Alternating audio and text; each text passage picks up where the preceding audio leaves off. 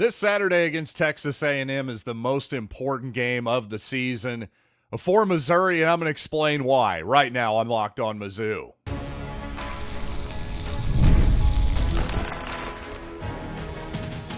You are Locked On Mizzou, your daily podcast on the Missouri Tigers. Part of the Locked On Podcast Network, your team every day. Hey, all you true sons and daughters, I'm John Miller, your Mizzou mafioso and the central scrutinizer of Missouri Tigers football and basketball. On today's program, I want to talk about how, fortunately, Tyler Badie, a.k.a. Badie, as he's now been recently calling himself, the former Missouri running back, is doing okay after a scary incident in the Denver Broncos New York Jets game yesterday.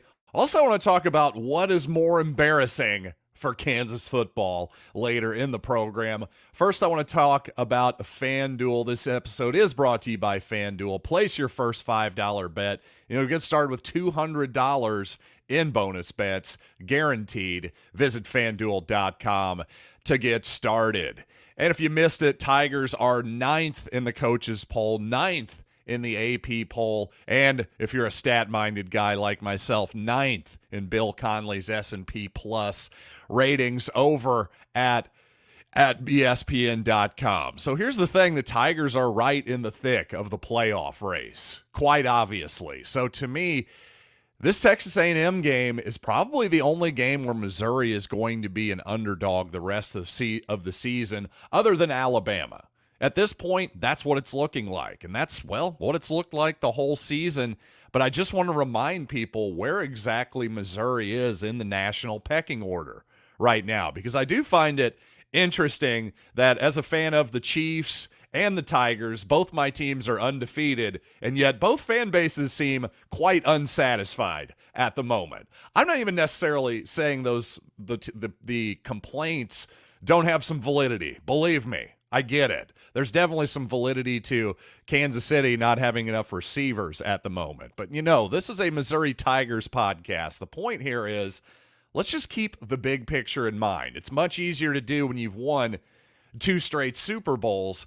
Missouri's not in that situation, Missouri fans in particular. So we're a lot more likely to get nervous. But again, just keep in mind, we're undefeated and we're in the top 10. Things aren't going so bad. And to me, this is like the Kansas State game of this season. I'm talking about the 2023 Kansas State game, of course. Harrison Mevis with the famous 60-plus yard walk-off field goal. I think that was a game where Missouri was a slight underdog and had it circled all off season. I don't know if they have it circled quite as strongly as they did Kansas State, but to me, this is kind of the crucial fulcrum game of this 2024 campaign. By the way, speaking of Kansas State, Colin Klein was their quarterback about a decade or so ago. He spent basically all of his coaching career, save for a year with Northern Iowa with the Wildcats, including as their quarterback coach and offensive coordinator last season for the Wildcats. Well, guess what? He's Texas A&M's offensive coordinator this season. So if we can just take down Colin Klein once again, I think Missouri is going to be looking very, very good for its playoff chances the rest of the year, regardless of what happens in Tuscaloosa against the Crimson Tide. Now, the question is, what is Colin Klein going to have to work with offensively against Mizzou this week? Well, I'd imagine we're going to see Marcel Reed once again, the redshirt freshman quarterback for the Aggies, has started the past 3 weeks after Connor Weigman had an AC joint injury in his shoulder. And I am kind of pointing to my own shoulder right now because I had an AC joint injury, a separation at one point in my life as well. So I have a little bit of insight onto this particular injury.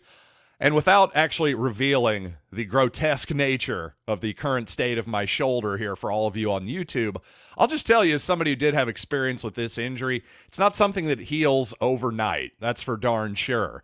And Weigman was apparently still in such discomfort that he was unable to even warm up before this most recent ball game in Dallas against Arkansas.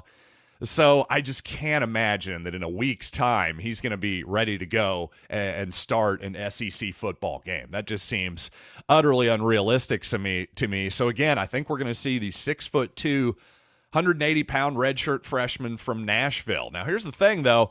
Unlike in the past, of course, you would assume that a redshirt freshman would have zero experience. Well, as we all are aware of, by the way, you can play in up to 4 games, keep that redshirt status.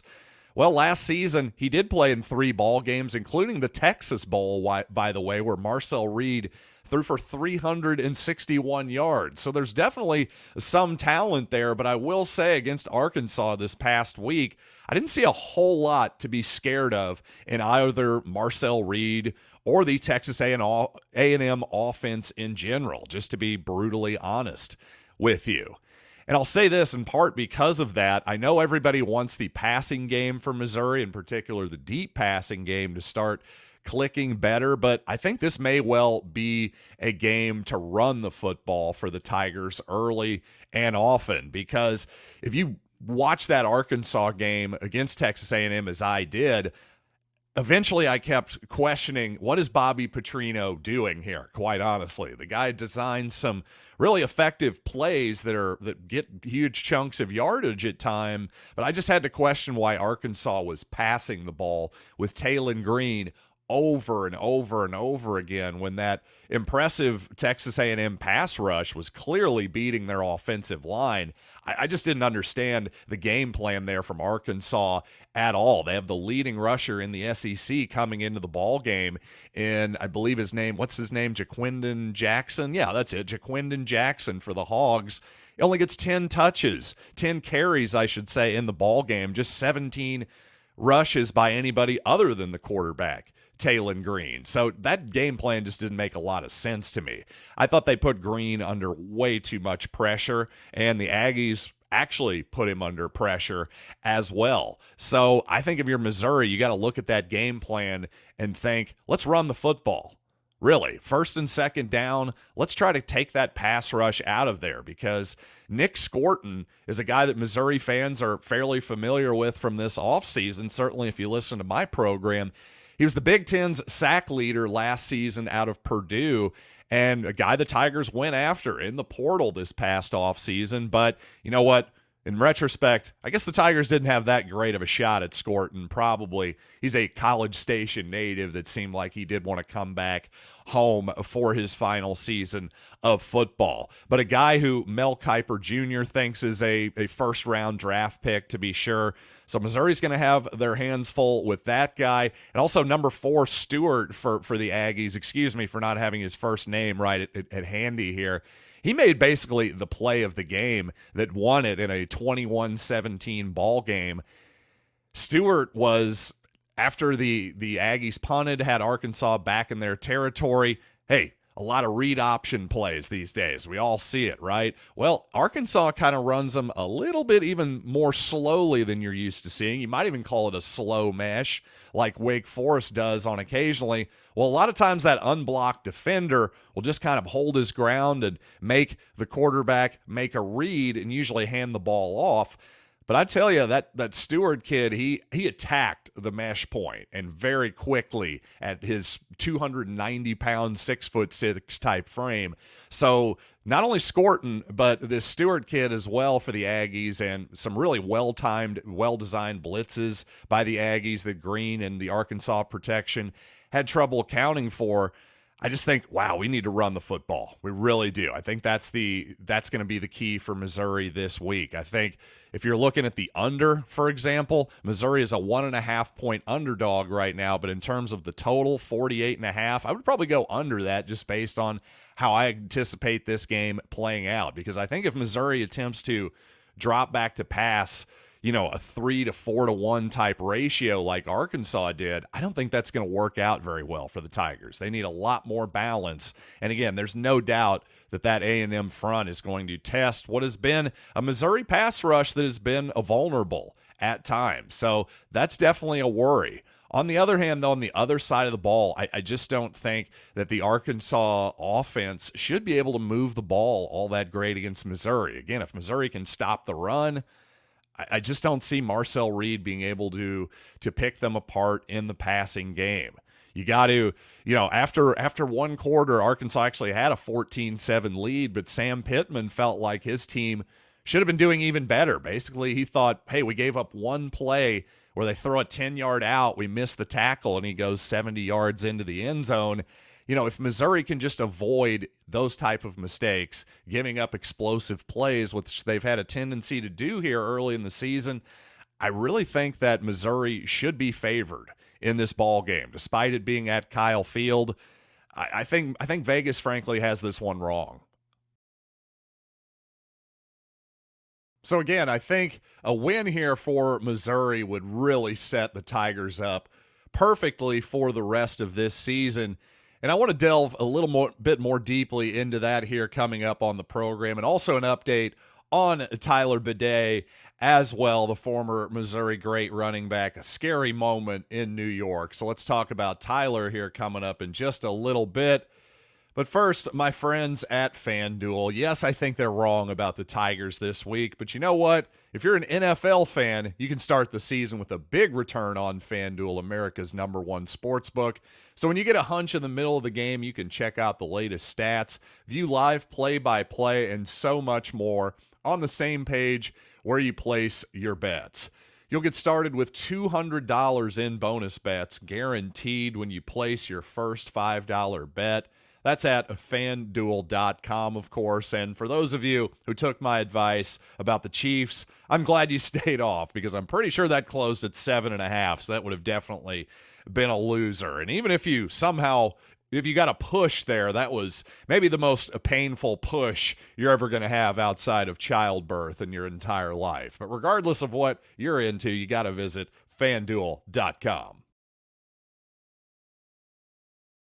Well, speaking of Missouri's rushing attack on the other side of the football, Texas A&M's rushing attack is what sealed the game for them offensively. Their lone touchdown drive in the second half was mostly just running. It wasn't Marcel Reed just picking apart a defense or anything like that. He seems like a solid scrambler, a solid runner, but really mostly a game manager is how Mike Elko is using him at this point down in College Station. And speaking of sealing the game, well, really it was Nick Scourton who sealed the game with a strip sack on Talon Green. So he truly is going to be a big problem in this ball game. He is as good a player as there is in the SEC on the defensive side of the ball. So he could potentially take over the game. Missouri might well want to double team him, chip with a running back, a tight end, all that good stuff. So interestingly, S&P Plus projects Missouri to win this ball game by 5, 29-24. And as I said before, I don't expect it to be quite that high scoring of a game, but I definitely agree more with that projection than FanDuel's, for instance, not necessarily their projection, but their line of Texas A&M being a 1.5 favorite. Personally, again, this is just such an important game for Missouri. Obviously, it's an important game for Texas A&M too, but for Missouri, I think this team realizes that coming off a bye week, and then basically you've got UMass on the road next week, which, I don't know, is half a bye week just in terms of your mentality. If you're a Missouri player, you're not thinking or worrying about that game at this moment. Your focus is 100% on Texas A&M, and again, nobody in the locker room is going to say this, but UMass is a game that Missouri can confidently look past. So if you can somehow win this Texas A&M game, again, a win's a win. Win it by a point. I don't really care. That then sets you up for the rest of the season with the two Alabama-based teams, Auburn, then Tuscaloosa. It's all setting up great for the Tigers. It really is. I just think, especially when you consider Mississippi State looks like hell, Arkansas, again, they're the high variance hogs. I get it. I still wasn't overly impressed with what I saw from Arkansas this past week. And, Oklahoma and South Carolina have certainly been up and down as well. And as I've sort of emphasized before on this program, I think once you get past really the main college football playoff contenders, say in the top 15 or 20 or so, I think the field gets a lot weaker. So just because Texas A&M is ranked 24th, 25th in the country right now, I'm not going to put a tremendous amount of stock in that. Well, again, Tyler Badie, the former Missouri running back, or Badie, as he's now calling himself recently, well, a really scary moment in New Jersey as the New York Jets and the Broncos were playing. Badie had 1 carry in the ball game, 2 catches as well. On one of those touches, unfortunately, Badie lost a fumble, but even more importantly, as he went to the sidelines under his own power, eventually just more or less collapsed on the sidelines. The game was momentarily stopped as Badie was loaded onto a stretcher, taken to a hospital, all of that stuff. Obviously a really scary moment there for everyone, and especially if you're a fan of Tyler Badie, as I think all of us are for sure. He's one of my favorite players of the last few years. Just a great personality. Definitely rooting for Tyler in life and in football. But the updates here are positive. By the way, the original update here, well, I'll just get a more official description here. Parker Gabriel, the Broncos beat writer, said, hard to tell exactly what happened. Badie took a direct shot to the lower side back area from Jets linebacker Quincy Williams' helmet.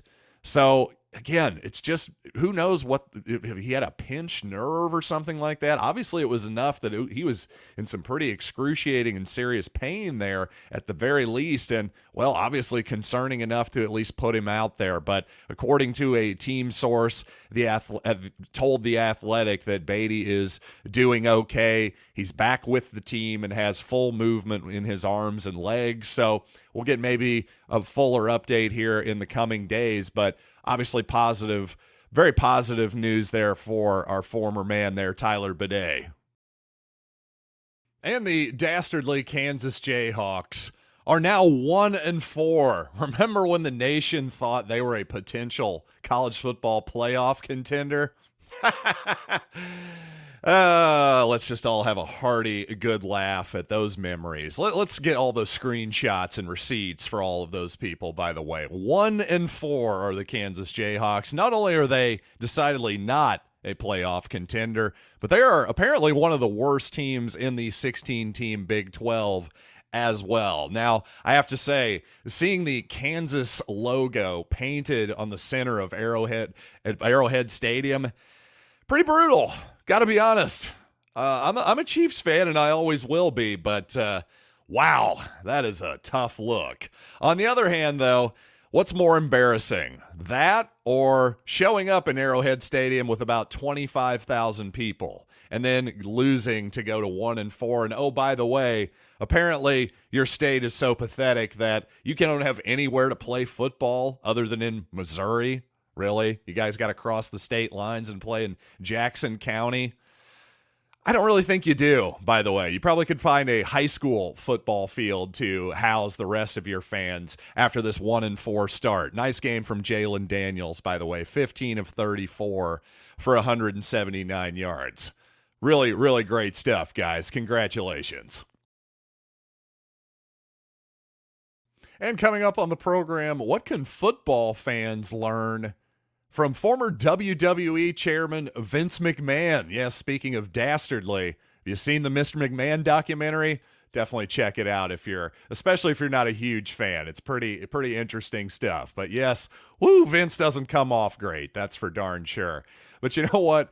Speaking of pro wrestling, let's talk about Gametime, because not only can you find, of course, last-minute tickets to Missouri football, Royals baseball, the whole deal. Yes, the Royals just might have a home playoff game if we get by the Baltimore Orioles. But you know what? Let's check out some pro wrestling, too. Monday Night Raw coming to the Enterprise Center in St. Louis in just a week's time. If you check out the Gametime picks, hey, their best deal, $136 all in. That's floor tickets, not too shabby. You're always going to find the best prices with Gametime, especially at the last minute. Super easy to use, all in pricing. You just got to toggle it on and you'll know exactly what you're paying even before you check out. So take the guesswork out of buying tickets with Gametime. Download the Gametime app, create an account, and use code LOCKEDONCollege for $20 off your first purchase.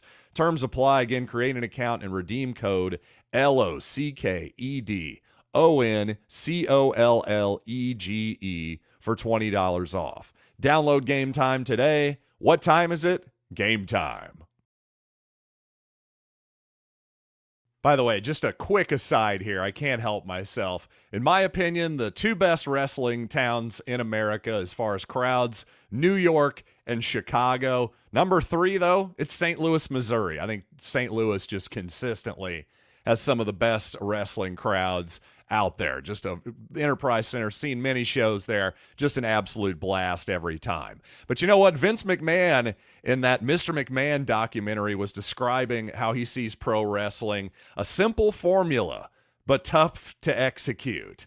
And you know what? I think the same thing is very much true of football in some ways. I think that football really isn't that complicated at all. You need to move the ball forward and get 10 yards within 3 or 4 plays and move the chains, get a first down, and hopefully get touchdowns, right? It's a pretty simple game when you get down to it. And then guess what? You try to stop the other team from doing the same thing.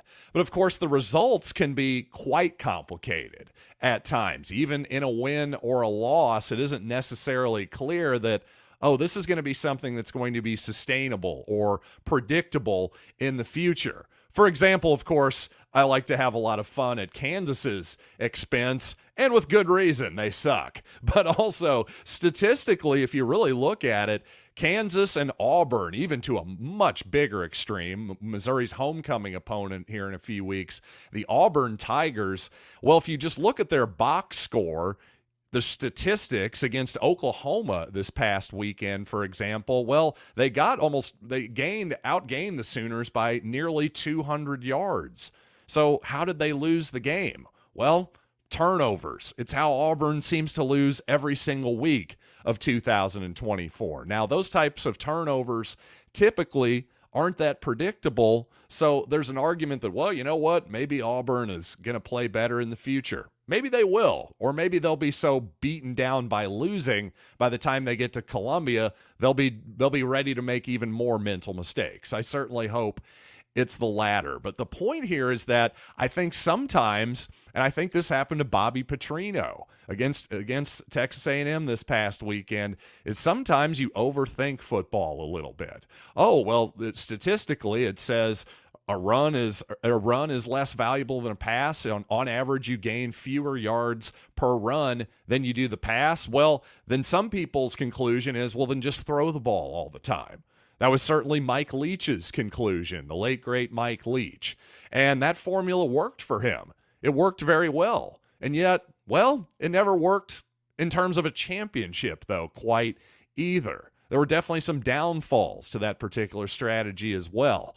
All I'm saying is you still got to just move the chains. That's the part that people forget about the run versus pass thing. Again, football is so simple, but it's also incredibly complicated at the same time. And I think that sometimes causes coaches to drive themselves a little bit nuts with over-analysis and taking statistics maybe too much into it, being too hard and fast with statistics, or even going the other way of, oh, these statistics, I can't do anything with that. Those are for losers, that type of thing. Both of those mentalities to me are obviously wrong on their faces, both of those approaches. But again, the maddening results that come from this kooky game called football, well, even though on paper it's not really that complicated, gosh, the results sure can be. So something to keep in mind, and something to keep in mind for Missouri's start and what they could look like in the final 2/3 of the season here. And that'll do it for this edition of Locked On Mizzou. Thanks for making this show your first listen every day. And if you love this format, you're going to love Locked On College Football as well, to get the national perspective on everything. Gotta hear more about that crazy Alabama-Georgia ending, all the things that were happening in football on this Missouri bye week. Find Locked On College Football on YouTube or wherever you listen to podcasts. So until next time, I'm John Miller, and this has been Locked On Mizzou.